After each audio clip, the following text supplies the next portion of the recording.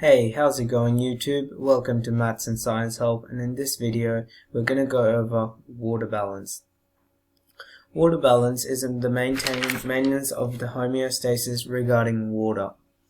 As you can see, I've drawn a diagram over here which represents the receptor for water balance, which is the pituitary gland, and the hormone involved in water balance, the hormone released by the pituitary gland itself, ADH, or Antidiuretic Hormone. Now this is just an overview. I want you guys to pause the video and just briefly look and just skim through this diagram, just get an understanding of what the video is like. Now assuming you guys paused the video and checked out the diagram, I'm going to continue on. Water balance is the regulation of the optimal water level in the body through negative feedback loops. Now, if you guys don't know what negative feedback loops are, I encourage you to go check out my video on feedback loops, both positive and negative. It's in the channel. It should be, if you guys subscribe, it'll be there. Negative feedback loops are responses that reduce the effects of the original stimulus. So, reduce the effects of the original stimulus. That's what negative feedback loops are. NFL, negative feedback loops. Now right here, we have our receptor in the middle, which is the pituitary gland. And what happens is it detects the water level in the blood. Now, as there's increased water in the blood, the pituitary gland can detect this, and what happens is it decreases the level of ADH, or antidiuretic hormone, in the blood. ADH is a hormone that promotes retention of water through the kidneys. Actually, let me give you a proper definition. The antidiuretic hormone is a hormone made by the pituitary gland that promotes the retention of water by the kidneys. In more simple terms, more ADH makes you less likely to urinate. So that means there's less water lost through actual urination. But in this case, there's a decrease in ADH, right?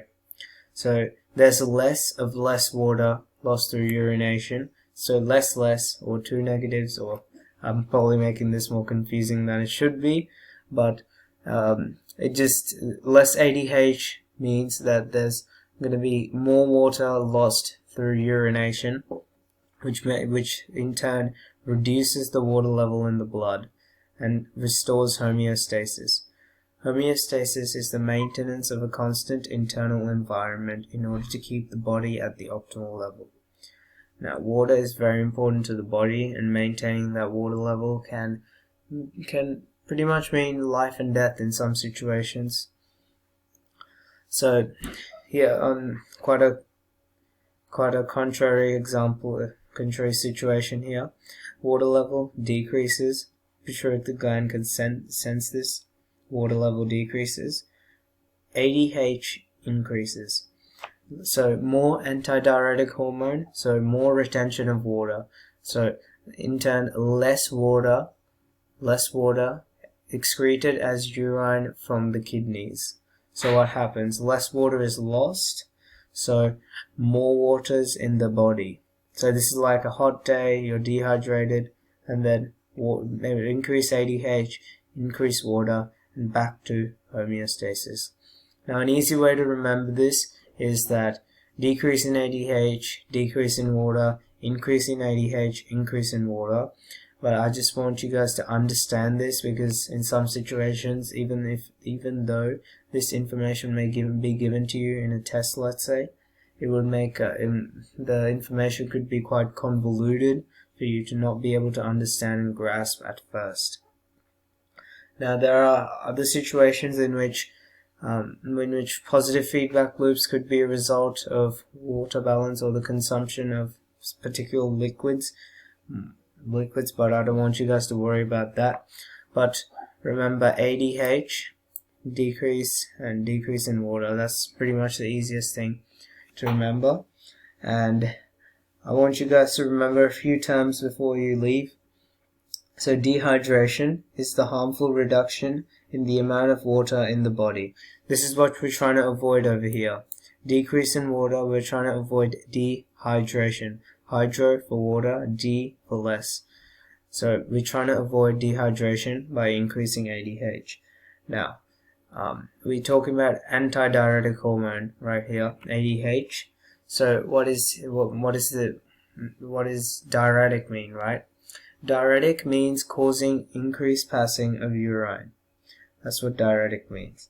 So diuretic substances increase your passing of urine, and similarly antidiuretic, not diuretic, hormones decrease the passing of urine.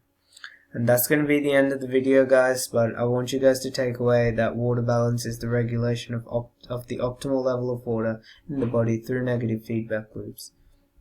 As you know, this is a growing channel. Well, it's quite new, so please, any support would be helpful. Make sure you comment down below any inquiries you have. Make sure you like and subscribe. And this is Maths and Science Helps signing out. Peace out, guys.